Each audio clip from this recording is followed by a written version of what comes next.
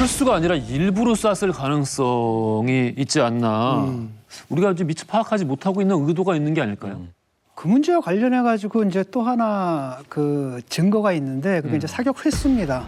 보통 우리가 이제 실사격을 하기 전에 도망가거나 그러면 공포탄을 쏴가지고 경고 먼저 하잖아요. 근데 북한의 주장대로 박광자 씨가 정말 도망가고 있었다면은 공포탄을 쐈느냐 안 쐈느냐 이 문제가 굉장히 중요하겠죠.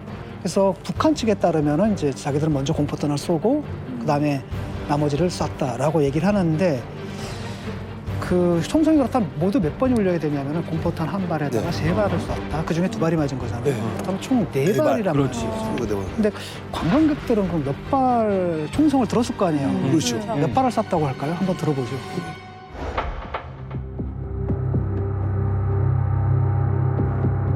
처음에 총성 한 발 들리고 무슨 비명 같은 소리가 들렸거든요. 뭐 몇 초 정도 아무튼 사이를 뒀었어요. 그리고 나서 총 한 방수가 또 났어요.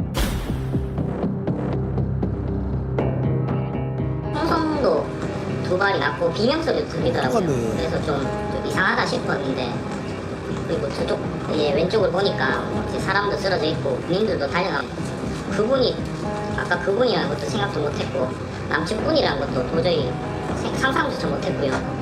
내부 사정이 있는갑다 싶어서 조금 저쪽 펜스 쪽으로 다가가서 이제 모래 언덕에서 이제 그냥 쳐다보고 있었거든요.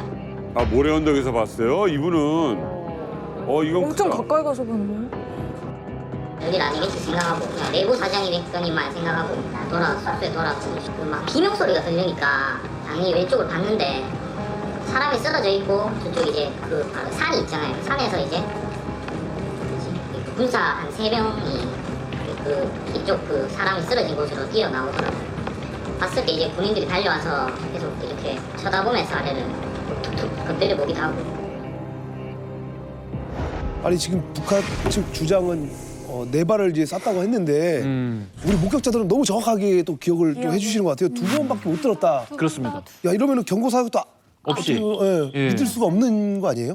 북한과 목격자의 진술이 이렇게 엇갈리고 있습니다. 박광자 씨의 시신 부검 결과가 나오면서 이제 소름 끼치고 충격적인 장면이 우리 눈앞에 그려지게 됩니다. 사건의 팩트와 북한이 주장하는 바가 다른 게 몇 가지 나오고 있죠. 일단 총격이 있었던 시각도 팩트와 북한 주장이 다르고 몇 번 사격을 했는지 사격 횟수도 팩트와 북한 주장이 다르죠.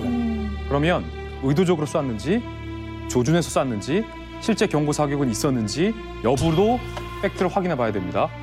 박광자 씨의 시신에서 두 발의 총상 자국이 발견이 되는데 모두 다 관통상이었다는 겁니다.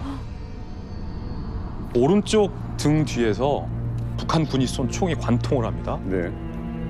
그리고 이 총알이 박광자 씨의 몸을 그대로 관통해서 오른쪽 가슴으로 관통을 합니다. 그 이유는 와이셔츠 바깥쪽에서는 총탄의 그래요. 흔적이 예, 발견되지 예, 맞아요. 않았어요. 예. 왜냐하면 그때 당시 단추가 풀어져 있었기 때문에 총알이 몸을 관통했는데 하얀 와이셔츠 뒷부분에는 총알 자국이 있는데 앞부분에는 총알 자국이 없어요. 뛰면서 날리기. 하지만 시신에서는 이 총알 자국이 발견이 됐습니다.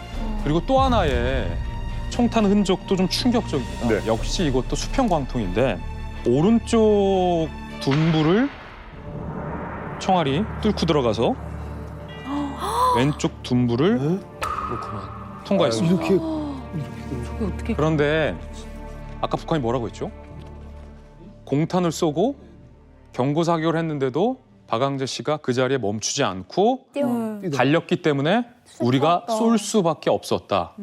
북한이 논평에서 밝힌 바에 따르면 이런 표현을 썼어요. 공탄까지 쏘면서 거듭 서라고 했지만 계속 도망쳤기 때문에 사격하지 않을 수 없었다. 우리는 쏘기 싫었는데 도망쳤기 때문에 어쩔 수 없이 사격을 했다라는 게 북한 주장인데 그런데 보십시오. 만약에 박광자 씨가 북한 주장대로 달렸다면 단추도 매지 않은 셔츠가 어떻게 됐을까요? 헐럭였겠죠. 그러면 헐럭이는 셔츠에 과연 총알 자국이 그것도 수평선을 그리면서 반대쪽으로 관통할 수 있었을까요? 시신과 똑같은 총알이 관통한 흔적이 바로 이 셔츠 끝자락에도 왜 남아있는 걸까요? 당시 정부가 모의 실험을 해봤습니다. 이 말은 박광자 씨가 달리지 않고 그대로 멈춰서 있었다라는 반증입니다.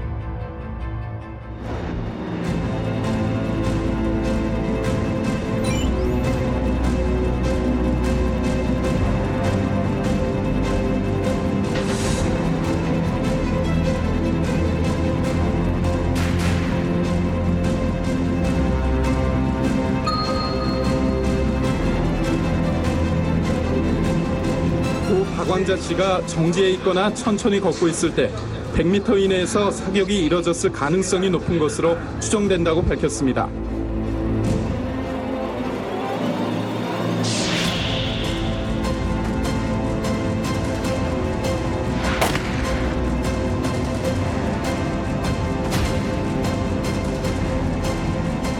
실탄이 그 박광자 씨의 발 주변을 맞으면서 어떤 조개 껍데기나 돌이 부서지면서 박광자 씨의 허벅지를 타격을 했을 것이고 신체적으로 충격을 감지했기 때문에 썼을 거라는.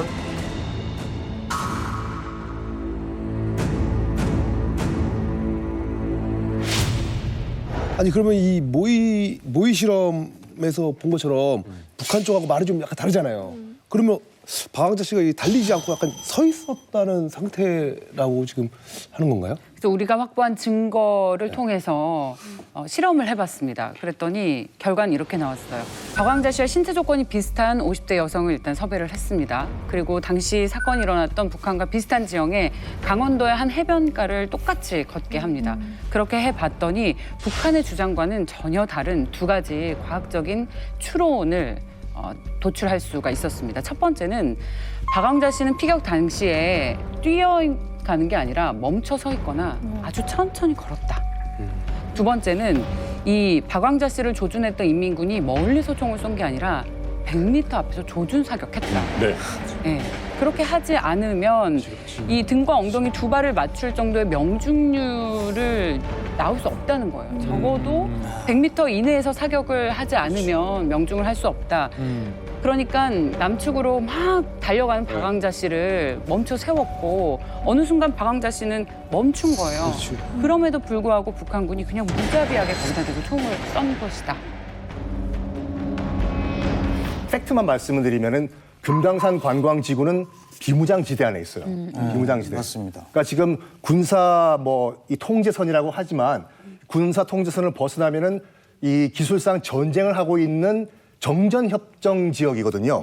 초병은 매뉴얼대로 하고 발사라는 게 맞아요. 우리나라도 마찬가지거든요. 그래서 초병은 매뉴얼대로 했을 수도 있어요. 근데 우리가 지금 따지는 게 뭐냐면 뛰는 사람을 쏘았냐 아니면 서 있는 사람을 쏘았냐 여기서 한번 접근해 보면은 아까 지금 그 인터뷰에서 봤을 때 조개로 인한 무슨 상처가 나왔지 않습니까? 이게 좀 큰 단서가 될 수 있는 게 뭐냐면은 고 박광자 씨를 이제 부검을 했을 때 허벅지에 뭔가 약간 상처가 있었대요. 네. 근데 이게 어떻게 생긴 상처인지는 알 수가 없다가 조사를 해보니까 어떤 결론이 나왔냐면은 조개 껍질이 튕겨져 나와가지고 그었을 때 생기는 자상일 수도 있다. 네. 그럼 이게 왜 튀어나왔냐? 첫 번째 이제 북한 초병이 발사한 총이 AK-소총에서 나온 총알이 옆에 있던 조개에 맞고 조개 파편이 튀어가지고 허벅지를 스쳤는데 그럼 당연히 뛰던 박광자 씨가 당황했겠지요. 멈칫 하고 있을 때 그때 두 발을 탕탕 쐈다는 것이 합동조사단의 최종 결론입니다. 저는 궁금한 게 그러니까 영화에 보면 몇백 미터 떨어진 곳은 저격용 그렇죠. 총을 이용하잖아요. 라이플. 그런데 지금 여기서 쓰는 총이 뭐예요? AK 소총이거든요. 북한군이 전반적으로 소지하고 있는 총이 AK입니다. 다 거의나 M16 사용하거나 그러진 않습니다. 소련제. 예. 근데 이제 AK라는 게 이제 재현 다 능력이 있지 않습니까? 최대 사거리가 1,500m입니다. 예. AK가. 그리고 유효 사거리 제일 잘 맞출 수 있는 거리가 100m입니다. 그리고 기본 사거리가 300m입니다. 예. 근데 부동자세에 있는 목표물을 맞추는 거는 100m에서도 엎드려 가지고 쏘거든요. 그렇죠. 예. 근데 유동하는 사람이라든지 동물에 대해서는 서서 쏘고 뛰어가면서 쏜다든지 이거는 사실 솔직히 말이 안 됩니다. 그래서 저도 북한에서 이제 사격 훈련이다 하면은 엎드려서 사격 훈련을 하지.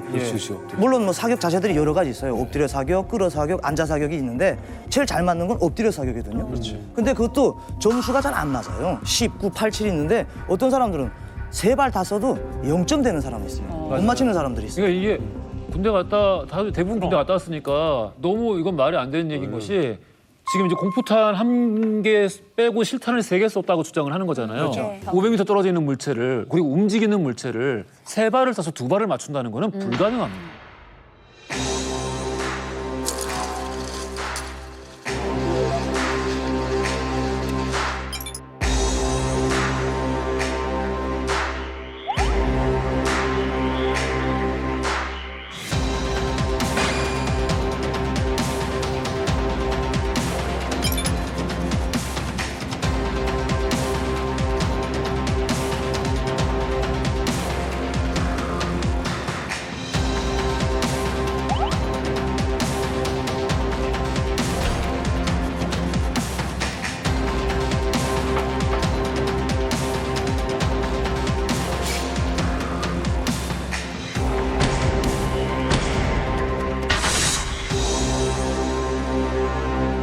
아 근데 저 펜스 이렇게 둔 게 참 아쉽네요. 경고 문구도 없고 제대로. 그러니까 저는 이거 보면서 계속해서 아쉽다는 생각이 드는 게 민간인 입장에서는 그쪽을 넘어갔을 때 무슨 일이 있을지 어떻게 알아요. 그리고 군대를 가본 적도 없는 분이고. 근데 북한의 입장에서도 초병의 임무를 원칙상에 의거해서 그대로 했다라고 얘기하면은 양쪽 상의 명분이 충돌할 수밖에 없는 상황이거든요. 그렇다면 이 상황에서는 제가 보기에는 관리자의 입장이 가장 책임 소지가 크다라는 생각이 들어요. 네. 관리를 하고 있는 관리에 책임을 지고 있는 사람들이 너무 아까 우리 사진 봤습니다만은 표지판도 하나도 없고요. 그리고 사전에 안전 이 고지도 거의 없었던 걸로 보입니다. 이게 10년 동안 별 큰 사고 없이 계속 이어지다 보니까 타성에 젖었는지 느슨해진 모르겠습니다. 거죠. 저는 어찌 보면은 관리 이 주체 쪽에 있지 않나 저는 그런 생각을 하고 있습니다. 남북이 만나 사업을 하다 보면 온갖 일들이 다 벌어지거든요. 가능한 시나리오를 따서 안전 대책을 마련했어야 되는데 첫 번째 저는 북한의 이제 책임이 가장 크다고 보는 게 일단 거기가 정말 접근하면 사살라도 될 만큼 중요한 군사 지역이라고 한다면 군사용 철책을 쳐야 돼요. 맞아요. 군사용 철책을 치고 거기다 경고문들이 우리는 웬만한 군부대에 다 그렇게 써 있거든요. 접근하면 발포함 다 써 있단 말이죠. 그런 것 없이 펜스를 딱 보니까 저게 이제 민간에서 친 거더라고요. 라고 한다면은 이 호텔하고 옆 호텔하고 경계선이지. 누구나 착각할 수 있다는 말이죠. 그걸 네. 방치한 게 북한의 책임이고 또한 현대도 문제인 게 그런 펜스를 쳐놓고서 접근하지 마십시오. 접근하면 어떻게 된다는 얘기가 없잖아요. 굉장히 위험하다는 걸 해야 되고 이런 안전관리가 안 된 거 저는 이게 가장 큰 문제고 거기에 우리가 지금 분노해야 된다고 생각을 합니다. 그러니까 현대하산측 같은 경우는 그 1km에 달하는 해변길을 해수욕장으로 개장을 하기 위해서 펜스의 길이가 어쩔 수 없이 좀 짧아졌다. 여기 개발하는 과정에서 이렇게 해명을 추후에 하긴 했었는데 표지판을 붙였어야죠. 넘어가면 죽을 수 있다는 걸 써놔야죠 당연히.